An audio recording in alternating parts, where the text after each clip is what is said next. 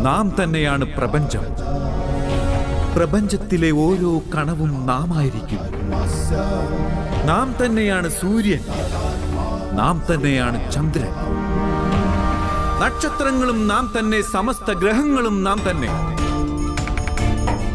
ആ സൂര്യനേക്കാൾ അതിപുരാതനമാണ് നാം. ഏതെങ്കിലും വൃക്ഷത്തിലെ പൂമുട്ടിനേക്കാൾ നവീനമായത്. നാം തന്നെയാണ് സമസ്ത മനുഷ്യകുലവും. സ്വർഗവും നരകവും ഏന്തിയിരിക്കുന്ന മഹാശക്തിയും നാം തന്നെ. നാം തന്നെയാണ് ഈ ദുര്യോധനൻ.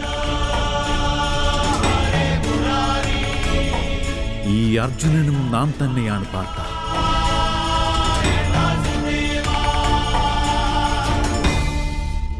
അതെങ്ങനെയാണ് മാധവ സംഭവ്യമാവുക? അങ്ങയുടെ ജന്മമാകുന്നത് നിരവധി പേർ അവരുടെ ജീവിതകാലത്ത് ദർശിച്ചതാണ്.